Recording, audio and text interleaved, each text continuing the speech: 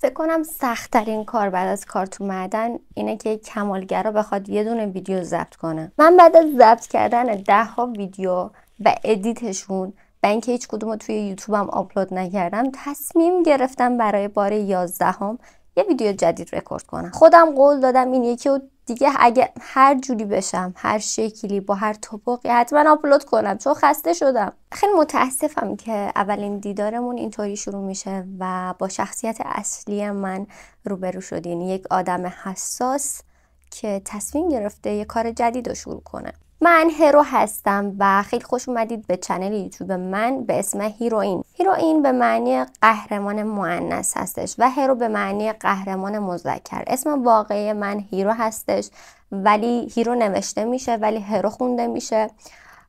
به همین دلیل من تصمیم گرفتم اسم چنلم یکم مربوط به اسم خودم باشه. امیدوارم بعدها یوتیوب نیاد به همچین اسمی گیر بده، چون همونطور که خودتون میدونین اولین چیزی که با شنیدن این اسم به ذهنتون میرسه همون مواد مخدر میباشد.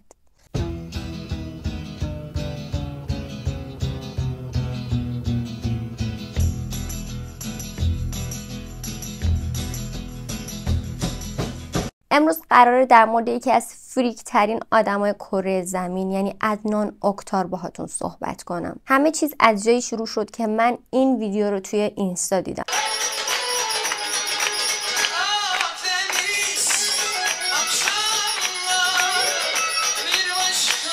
Gördüğüm en güzel insansınız maşallah.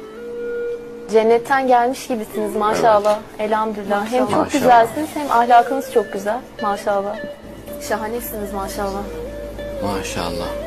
Bir olağanüstülük var. Evet. Hem de müthiş bir olağanüstülük var maşallah.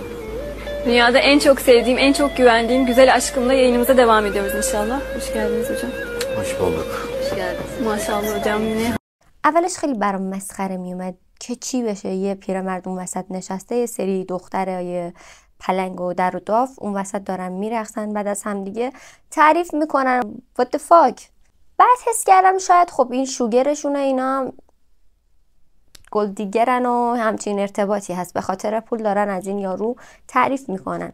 و این ویدیو رو به دوستامم نشون دادم، برداشت اونا هم همچین چیزی بود، تا اینکه رفتم توی اینترنت سرچ کردم و همه چیز حتی دارکترم شد وقتی که فهمیدم در واقع این دخترها اسیر عدنان اکتار در برنامه تلویزیونی اون بودن و اونا می اومدن یه همچین برنامه های ضبط و پخش میکردن و هیچ کدوم از مردم ترکیه و بیننده های این کانال تلویزیونی نمیتونستن به این دخترها کمک کنن، چون در واقع اونا هم نمیدونستن چه خبر. بهتر از اول شروع کنیم، از تولدش، از بایوگرافی عدنان اکتار.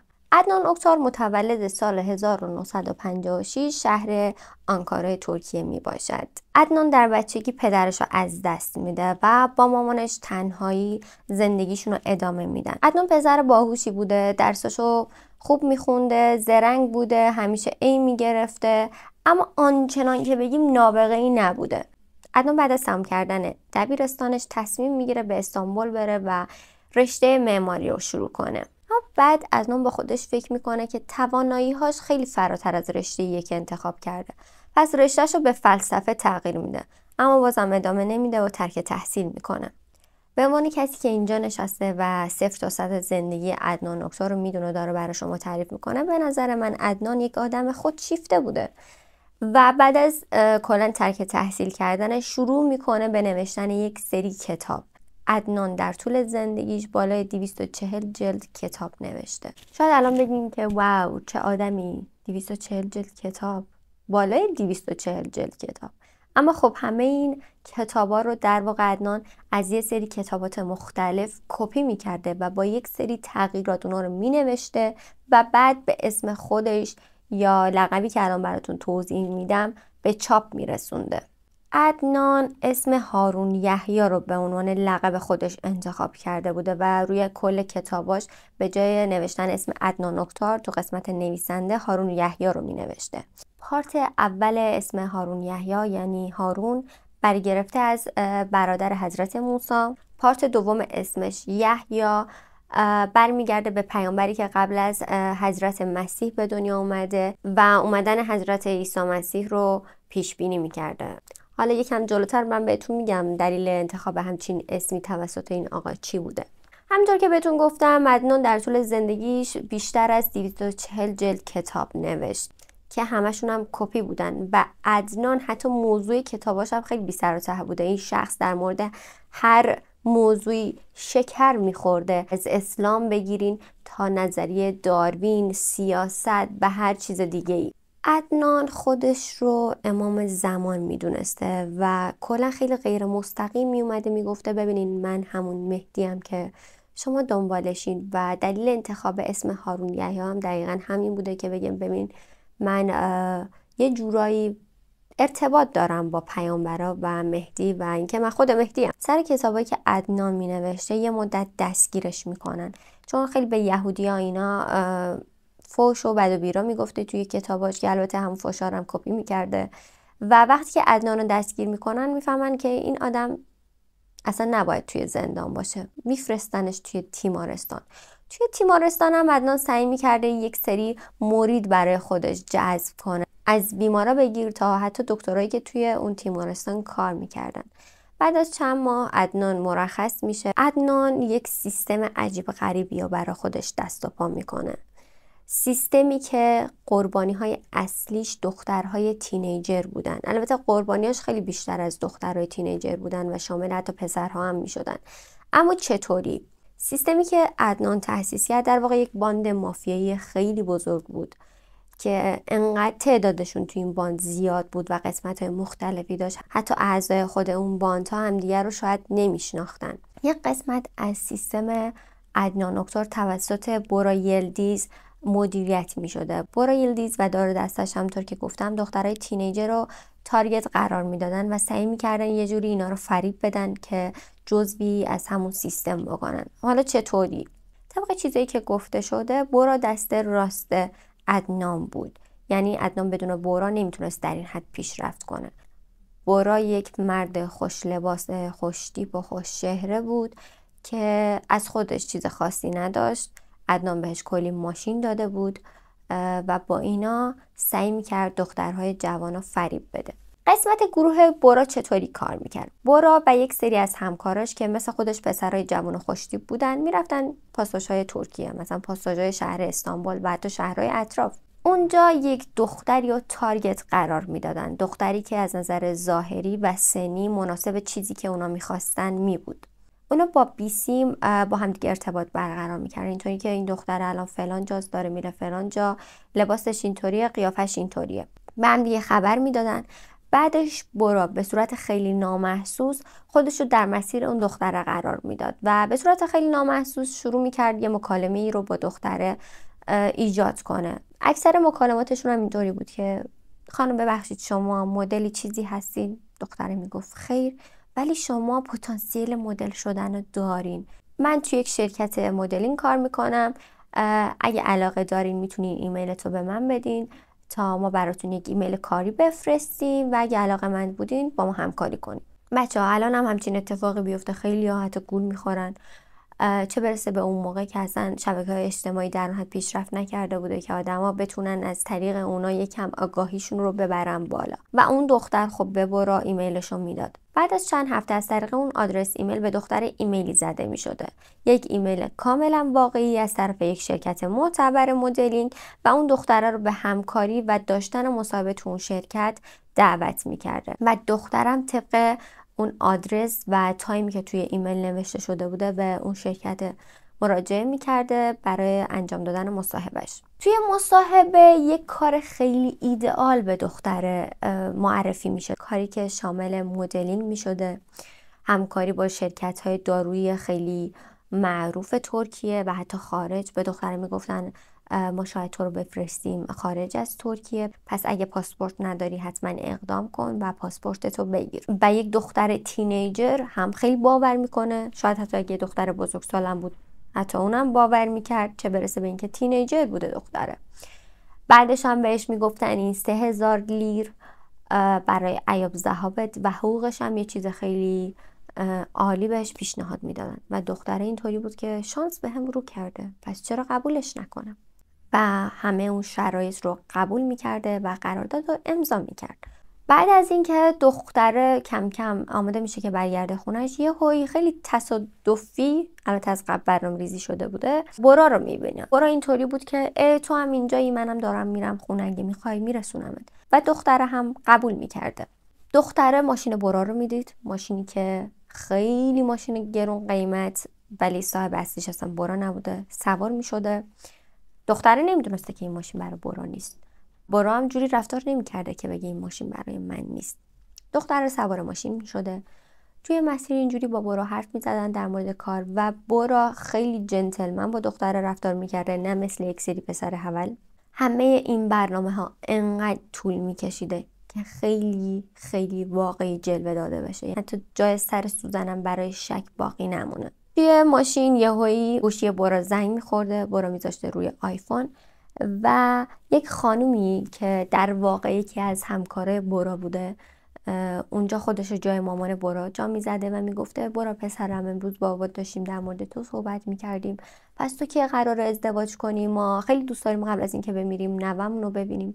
برا میگفته مامان من الان سر کارم هم نمیتونم حرف بزنم، بعداً با تماس میگیرم. برا قطع میکرده و شروع میکرده سفره دلش رو بر اون دختر باز کردن. آره من اینطوریم، مامان بابا خیلی اصرار دارن که من ازدواج کنم ولی من یکم طرز فکر سنتی دارم، اینجوریه که دلم نمیخواد با هر کسی ازدواج کنم، دلم نمیخواد قبل از ازدواج با دختری رابطه داشته باشم. بعد اون وسط هم به دختره میگفته میشه لطفا از رو داشبورد، از داخل داشبورد نمیدونم فندکمو بدی یا هر چیزی. دختر در داشبورد رو باز میکرده و کلی دلار و یورو میدیده. میگه حتی اگه جای سر سوزن شکی برای دختر باقی میموند، با این نقش بازی کردن برا خان اونا هم دیگه پر میشدن. بعد از چند هفته همون خانمی که یکی از همکار برا محسوب میشده و دختر قرارداد باش امضا کرده بود به دختر زنگ میزنه و بهش میگه تو چی کار کردی با برای ما؟ برا از وقتی که تو رو دیده یک دل نه صد دل عاشق شده. اون دخترم اگه تا اون روز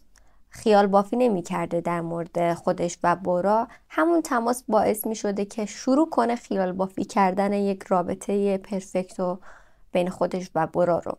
همونطور که ما میدونیم اکثر تینیجرها اینطورین، خیال بافی میکنن. بعد از اون تماس برا کم کم به دختر نزدیکتر میشده، بهش پیشنهاد میداده و خب برا قبلش هم به دختر گفته بوده که من تا قبل از ازدواج نمیخوام رابطه داشته باشم و همین حرفش هم باعث میشه که دختره خیلی به برا اعتماد کنه. بعد از چند وقت برا به دختره میگفته که من عضوی از یک فرقه دینی هستم. اون فرقه دینی هم توسط عدنان اکتار ایجاد شده بوده در موازی با کارهایی که برا انجام میداده. عدنان اکتار هم یک فرقه رو ایجاد کرده بوده، فرقه‌ای که در مورد دین اسلام بود ولی یک لول دیگه. عدنان اکتار اومده بود یک سری تبلیغات انجام داده بود، یک سری شب نشینی ها و برنامه هایی که توی مکان خاصی اتفاق می افتادن و انجام می شدن و اونجا تبلیغ دین اسلام رو میکرده، ولی نه اسلامی که حالا ما میشناسیم یا اکثریت ما باش آشنان. طبق چیزی که عدنان اکتار میگفته اسلام واقعی کلا مخالف اینه که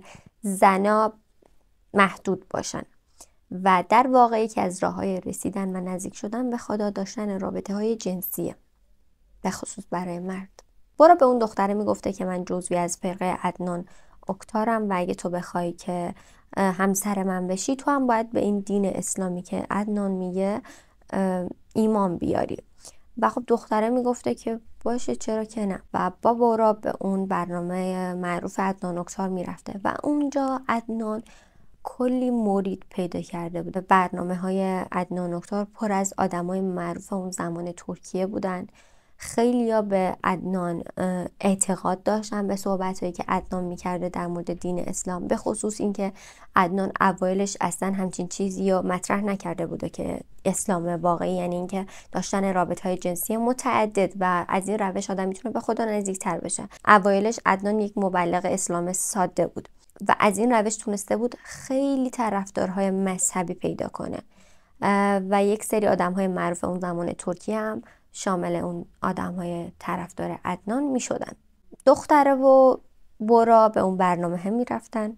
اونجا دختر عدنان اکتار رو از نزدیک می‌دیده و کلی آدم درست حسابی، یک برنامه عالی و قبول می‌کرده که جزوی از این برنامه‌ها باشه.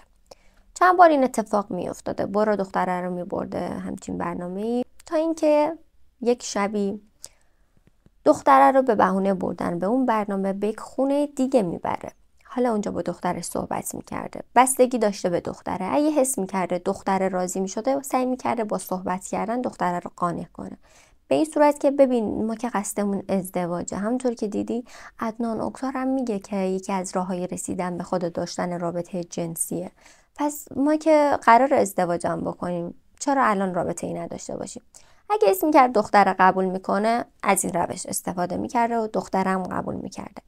اگه حس میکرده دختر قبول نمیکنه توی نوشیدنی دختره یک سری قرص اینا میریخته که دختر بیهوش بشه. حالا دختره رو میبرده به یکی از اتاقای اون خونه و بعد از شروع کردن رابطه جنسیش با اون دختره یهویی در باز میشد و 20 تا پسر دیگه وارد اتاق میشدن، به دختر تجاوز میکردن و ازش فیلم هم میگرفتن. بعد از اون دختره رو مجبور به امضای یک سری کاغذ ها میکردن و تهدیدش میکردن که اگه امضا نکنه فیلمایی که ازش دارن رو پخش میکنن. بعد از این شب دختره با روی واقعه برو آشنا میشده و هیچ کاری هم دیگه از دستش بر نمی اومد، چون به هر حال دست اونا فیلم داشته، یک سری کاغذ ها که تحت شرایط خیلی حساسی امضا کرده بوده. چندین ماه این اتفاق برای این دختره پشت سر هم هی تکرار می شده. اینا دختره رو تهدید میکردن که اگه فلان روز نیای اینجا فیلماتو پخش میکنیم،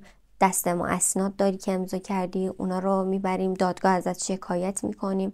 بعد دختره چون خیلی میترسیده قبول میکرده که چند وقت یه بار به اون خونه برگرده و اونا باز به اون دختره تجاوز میکردن، در حدی که هویت و شخصیت اون دختره رو ازش میگرفتن و غرورش رو خورد میکردن. این یکی از آموزه های عدنان اوکتار بود که میگفت برای اینکه یک زنی رو مال خودت بکنی باید غرورش رو ازش بگیری، چون بزرگترین دارایی یک زن غرورشه و اونا در اون حد به اون دختر زور میگفتن، بهش بدی میکردن، تحقیرش میکردن که دیگه دختر از خودش هیچ شخصیت و هویتی نداشته باشه و کل غرورش رو از دست بده. بعد از اون دختره رو باز به برنامه های عدنان اوکتار میبردن. بعد از چند وقت برو به دختره میگفته عدنان از تو خوشش اومده، اگه دوست داری از این وضعیت نجات پیدا کنی میتونی بری عدنان رو ببینی. دختره هم خب میگفته عدنان یک پیرمرد 60 ساله است و فکر میکرده شرایطش بهتر میشه. وقتی که عدنان دختره رو میدیده یهو اینطوری بود که بگو ببینم برا بدی بهت کرده، اذیتت کرده؟ دختره میگفته آره. بعد عدنان برمیگشته به برا میگفته بیفت به دست و پای دختره، ازش معذرت خواهی کن، بگو که غلطی کردی، اشتباه کردی اینجوری. و دختره اونجا باز گیج میشده، اینطوری بوده که پس قهرمان من عدنانه، بالاخره قراره نجات پیدا کنم. غافل از این که همه اینا جزوی از برنامه عدنان و برا بوده.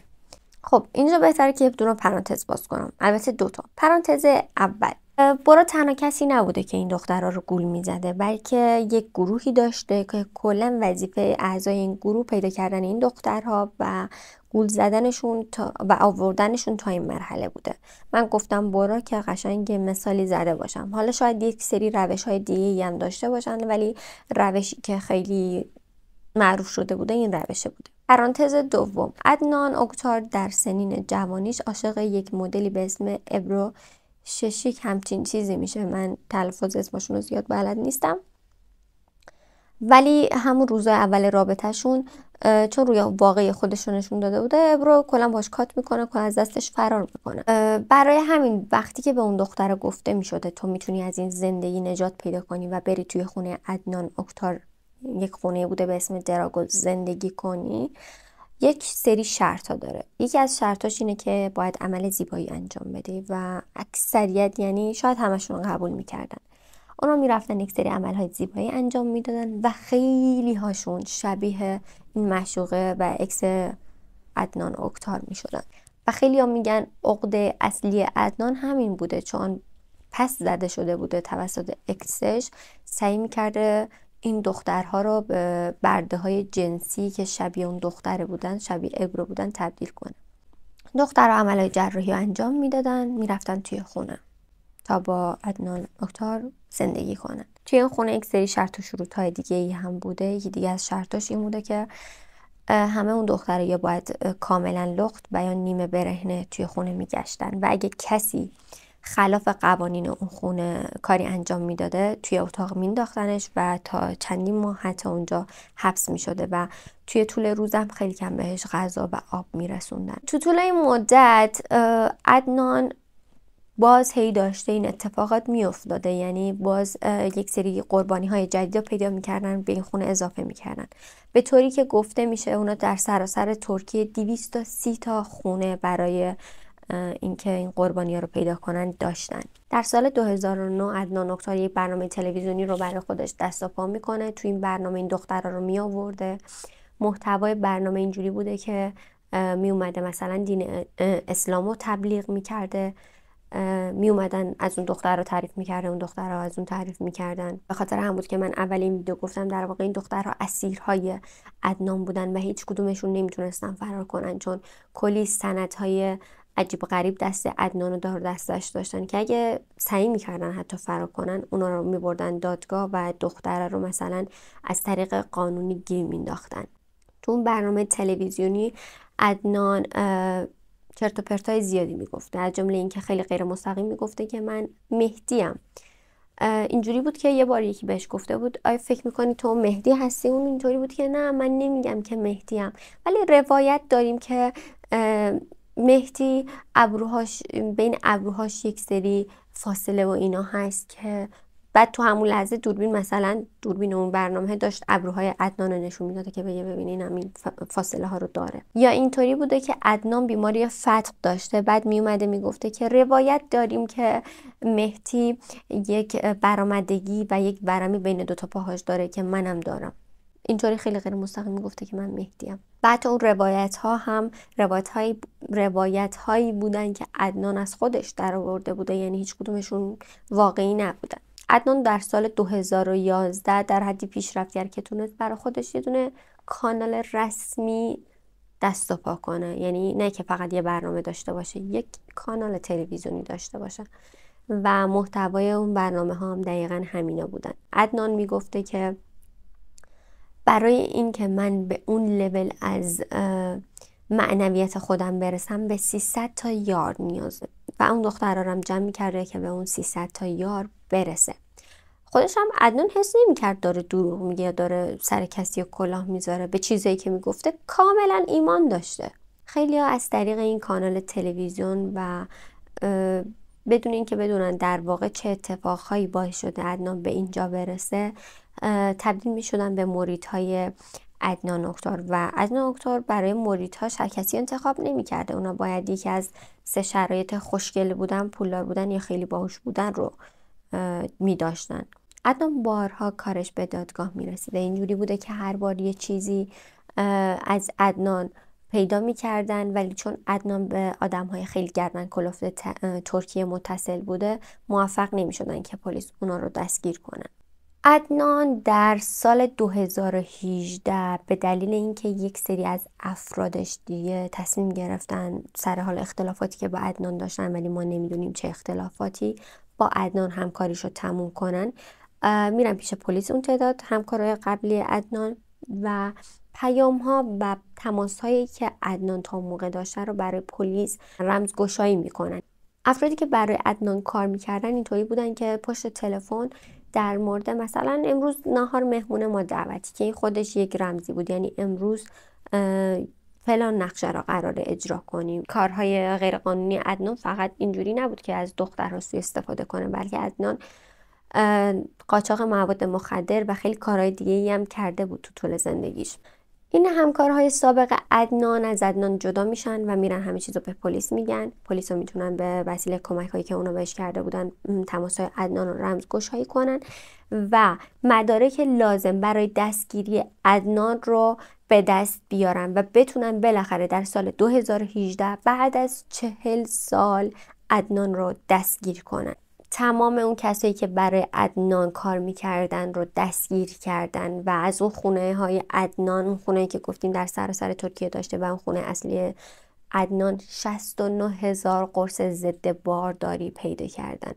بعد تا وقتی که از عدنان پرسیدن این همه قرص چی بوده اینا، عدنان اینطوری بود که ما اونا رو میدادیم دخترها بخورن برای اینکه پوستشون خوب شه، چون میومدن توی برنامه تلویزیونی. تو که هیچ وقت نیومد بگه که چند تا دختر و چند نفر قربانی عدنان بودن، چون اگه میومد میگفت خب ناکفایتی مسئولای خودشون نشون میداده.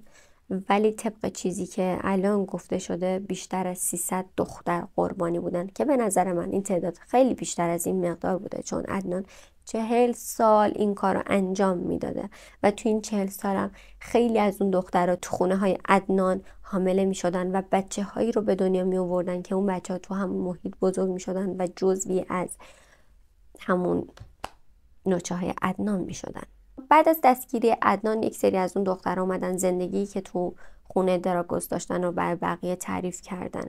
یکی از اون دخترها میگفته که عدنان خودش ناتوانی جنسی داشته و هر بار یکی از اون دخترها توی دستشویی حبس میکرده و با دست بهشون تجاوز میکرده و ازشون میخواسته که جیغ بزنن. اگه جیغ نمیزدن اون دخترها گازشون میگرفت یا کتکشون میزده که حتما جیغ بزنن. و بعد از اینکه کارش با اون دختر تموم میشده بهش میگفته که باید بهم بگی ارباب خیلی خوب بود، تو بهترین بودی و از عدنان تشکر میکرده. بعد عدنان میذاشته که دختره بره.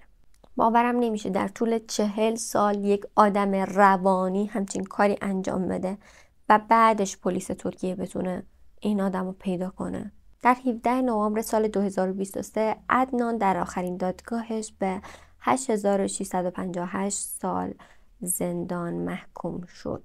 خب بچه ها، داستان عدنان اکتار، فریکی ترین آدم کره زمین از نظر من اینجا تموم شد. البته فریکتر از عدنان هم داریم، ولی این دایره این که یک آدم فریک بتونه تاثیر بذاره خیلی برای عدنان بیشتر از آدم‌های دیگه بوده به نظر من. خب بچه، داستان عدنان اکتار و خلافایی که انجام داده بود همینجا به پایان میرسه. امیدوارم از این پرونده لذت برده باشین. لطفاً اگر پیشنهاد یا انتقادی دارین حتما برام کامنت کنین. خیلی ممنون که تا اینجا همراه من بودین. امیدوارم به زودی ببینمتون. خدافظ.